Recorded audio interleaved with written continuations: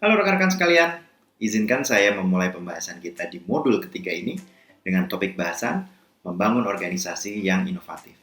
Saya berharap rekan-rekan setelah mempelajari modul ini mampu, satu, memahami komponen organisasi inovatif, yang kedua adalah menjelaskan pola dasar struktural organisasi menurut Mintzberg, ketiga, memahami level high involvement innovation, dan keempat adalah memahami konsep kerjasama tim. Rekan-rekan sekalian, dalam satu sesi wawancara dengan Fortune Magazine di tahun 1981, Steve Jobs, sang pendiri Apple, pernah berkata, inovasi itu tidak ada hubungannya dengan seberapa banyak uang yang Anda gelontorkan untuk riset, melainkan mengenai berapa banyak orang yang Anda miliki, bagaimana Anda memimpin mereka, dan berapa banyak hasil yang Anda dapatkan. Pernyataan tersebut merefleksikan bagaimana sikap seorang pemimpin perusahaan. Seorang pemimpin perusahaan harus memiliki penciptaan organisasi yang inovatif. Visi Steve Jobs telah membawa Apple sebagai salah satu perusahaan teknologi terkuat di dunia. Di samping visi, terdapat 6 hal lain yang juga patut diperhatikan loh untuk menciptakan organisasi yang inovatif. Antara lain adalah struktur organisasi yang sesuai, individu yang kuat, kerjasama tim yang efektif, keterlibatan tinggi inovasi, kreativitas, dan juga fokus. Dari visi dan kepemimpinan, ternyata kontribusi yang dibuat oleh para pemimpin terhadap kinerja organisasi dapat berakibat signifikan loh, di mana keputusan dan pilihan oleh top manajemen memiliki pengaruh pada kinerja organisasi, baik itu secara positif maupun negatif. Bill Gates, Steve Jobs, Elon Musk, dan Andy Grove merupakan contoh-contoh inovator yang menggunakan visi mereka untuk mengubah pola pikir dan memfokuskan kembali bisnis mereka ke ranah yang baru. Para peneliti telah mengidentifikasi karakteristik kepemimpinan puncak yang efektif untuk inovasi, seperti cerdas, bertanggung jawab, terampil dalam hal administratif dan sosial, energik, aktif, tangguh, dan menjadi komunikator yang baik. Dalam konteks organisasi, rekan-rekan, ini menarik. Harry Mintzberg mendeskripsikan serangkaian pola dasar atau archetype untuk mengkonfigurasi struktur organisasi dan melihat implikasinya bagi manajemen inovasi. Mintzberg membaginya ke dalam 6 archetype. Yang pertama adalah perusahaan dengan struktur sederhana. Karena sederhana, perusahaan dengan struktur ini terpusat dan mudah dikontrol. Namun, karena ukurannya yang kecil dan dikendalikan oleh satu orang, maka organisasi ini rentan akan salah penilaian dan memiliki keterbatasan sumber daya untuk berkembang. Contohnya startup kecil.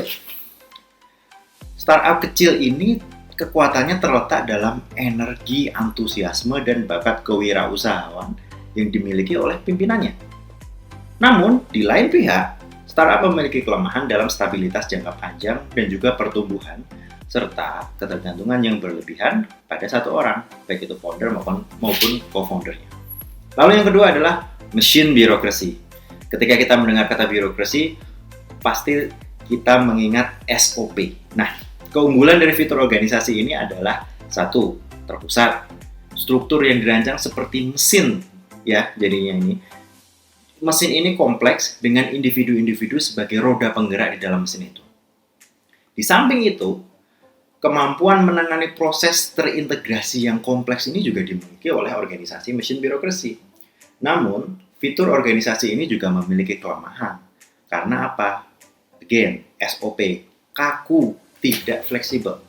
3. Model organisasi divisional. Bentuk dari organisasi ini terdesentralisasi dan dirancang untuk beradaptasi dengan tantangan lingkungan, baik itu lokal maupun divisional, sehingga spesialisasinya dalam bentuk semi-independent, seperti strategic business unit. Keunggulan organisasi ini adalah memiliki kemampuan untuk menyerang ceruk, baik itu ceruk regional, ceruk pasar, ceruk produk, sambil menarik dukungan manajemen pusat. Biasanya, organisasi divisional ini kelemahannya terletak pada gesekan antar divisi maupun antar kantor cabang dengan kantor pusat. Lalu organisasi berikutnya adalah professional bureaucracy atau birokrasi profesional. Bentuk organisasi ini adalah mekanistik. Jadi dia terdesentralisasi dengan kekuatan yang berfokus pada individu, tetapi tetap berkoordinasi melalui standar-standar tertentu. Ciri organisasi ini adalah memiliki tingkat keterampilan profesional yang tinggi, memiliki tim-tim yang ahli di bidangnya masing-masing atau spesialis.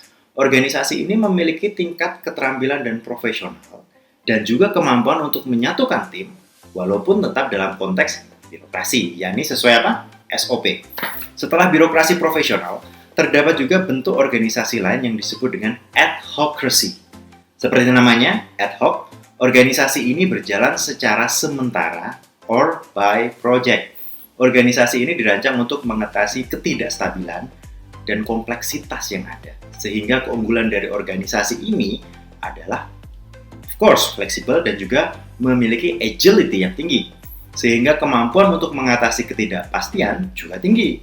Namun, organisasi ini juga memiliki kelemahan, yaitu ketidakmampuan untuk bekerja sama secara efektif dan juga kurangnya kontrol dikarenakan tidak ada standar formal untuk melakukan pekerjaan atau SOP. Archetype terakhir adalah organisasi berorientasi misi atau mission oriented organization. Model organisasi ini disatukan oleh anggota yang memiliki tujuan bersama. Semangat sukarela, seperti NGO atau LSM. Kekuatan mereka terletak pada komitmen yang tinggi dan juga kemampuan individu untuk mengambil inisiatif. Namun, selayaknya organisasi non-profit yang lain, organisasi ini memiliki kelemahan kurangnya kontrol dan sanksi formal karena latar belakangnya adalah kegiatan yang dilakukan semua sukarela.